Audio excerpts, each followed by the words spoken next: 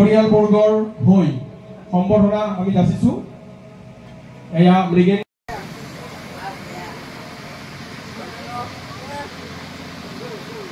লুইতপুৰে থিয়েটাৰে ব্যয়বহুল যাত্ৰাৰ আৰম্ভণি কৰিব।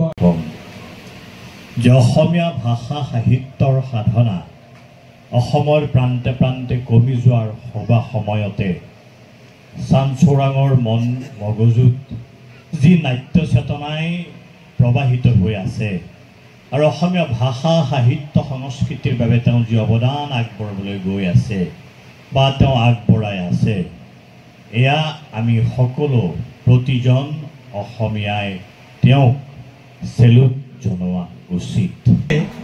এখন নাটকৰ নাট্যকাৰ প্ৰণৱ বৰুৱা আৰু লুইতপুৰ থিয়েটাৰ দুয়োখনতে মোৰ প্ৰথম পদাৰ্পণ। আচলতে মই গৈছোঁ অহাই নাছিলোঁ। লুইতপুৰীয়াৰ সন্মানীয় চাঞ্চোৰাং বসুমতাৰী ডাঙৰীয়াৰ সৈতে ফোনত কথা পতা হয়। আমি লগ হৈছোঁ চাগে এদিন বা দুদিন মুখামুখিকৈ, কিন্তু তেখেতৰ কথা বতৰাতে মুগ্ধ হৈ মই নাটকখন দিয়াৰ কাৰণে প্ৰতিশ্ৰুতি দিছিলোঁ, চেষ্টা কৰিছোঁ। তেখেতৰে কাহিনী, সেই কাহিনীটোক মই আগবঢ়াই নিবলৈ চেষ্টা কৰিছোঁ। আপোনালোকৰ আশীৰ্বাদ লাগিব। এটা হাত চাপৰি পাম নেকি? এই হাত মিঠাই জানিলে কি নিউজ কৰিব আপুনি জানে?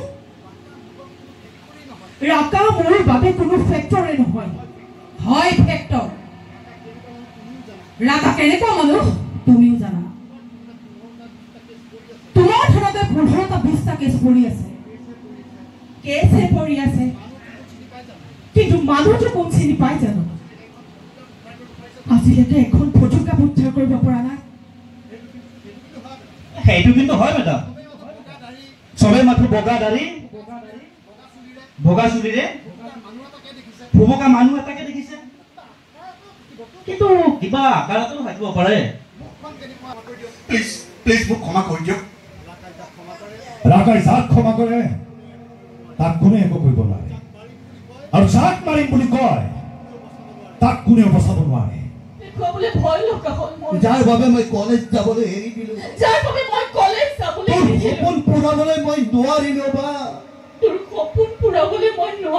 বা মই নষ্ট হৈ গ'লো বা মই নষ্ট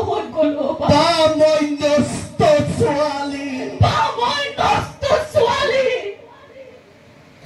এটা ৰাতিও বেলেগৰ ঘৰত থাকি নোপোৱা ছোৱালী যদি আজি হোষ্টেলত থাকিব, মায়েকৰ ইচ্ছা তাইক ডাঙৰ মানুহ কৰিব। ময়ো ৰত্নবেশ, ইমান সহজতে আপোনাক এৰি দিম বুলি নাভাবিব। কি কৰিব মোক? কি কৰিব নোৱাৰো আপোনাক মই।